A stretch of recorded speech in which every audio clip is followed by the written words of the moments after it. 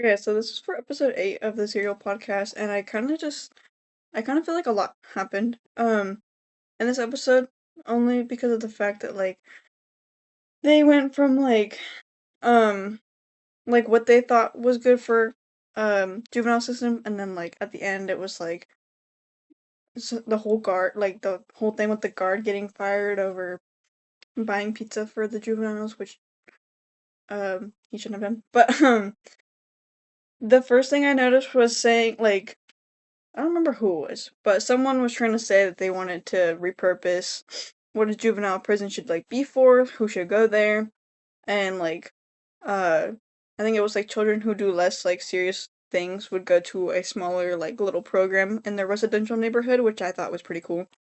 Um because then they're they're not being held to the same as people who have done worse, which is in the real world that is taken care of. If you do something worse, you're put into a prison. If you do something less, you're in a jail. So I kind of like that system. And then the whole they with that system that they were trying to put together. I think it was that one or something else. They went from 2,000 juveniles to 500. Um, and then they were talking a lot about the ODYS. And at one point they were talking about how the children who arrive to the ODYS they usually come more traumatized and with higher needs.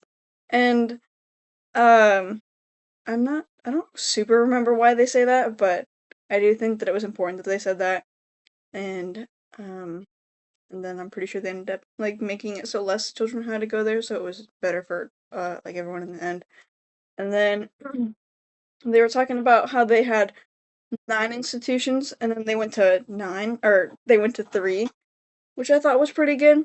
Um, it's good, but they had smaller space, so I don't know if that was the best part, but anyways, then this part kind of caught me off guard, but it was I think it was Joshua. Someone was talking about the term of getting into a gang, getting twisted or whatever. I don't remember how he said it, but I thought that was interesting because I have never heard of that, and then I thought it was interesting that they for a split second made a what's it called? They made it sound important.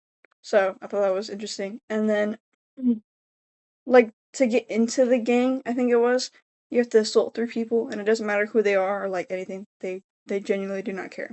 They just want you to assault 3 people. And then Joshua, the little kid, I guess, he didn't have it smooth with this guard. So he believes that the guard had people jump him because he was the guard was I'll order you guys pizza if you get back the phone. And I guess Joshua had the phone. So then getting the phone back led to an assault, which, um, like, the guard ended up handcuffing Joshua, and there was 3 kids on him at the time, beating him up. And then he didn't do anything with those other 3 kids. So he goes to take him away, Joshua. And then 5 more kids come out onto Joshua. So then there's 8 kids beating up on him. And this guard isn't too worried about it. I think they said that he used a code, but it was one of the ones where it's oh, take your time to get here. It's not super important, even though there's 8 kids assaulting another kid. Um, which I do not think is the best, but that's how they want it to go. And then later into the episode they were talking about how the guard got fired and how it was ruled out that it was because of the pizza and that someone paid him $20 for the pizza and not for what happened to Joshua or anything. I thought that was interesting because what happened to Joshua was kind of a big thing, and then they just they brushed it under the table and then said it was the pizza, which obviously is bad too. But I mean, I think both of them should have been held accountable, or both of those actions should have been held accountable for. And then they let him quit or something after that. I don't remember exactly the wording they used for it, but I thought it was interesting. And then Joshua I think it was Joshua. The teachers had to go to him because he couldn't go to the schools, because every time he would go to the schools he would he would get assaulted by somebody or people, or he would just get assaulted. So it made it like really difficult for him. So the teachers just went to him.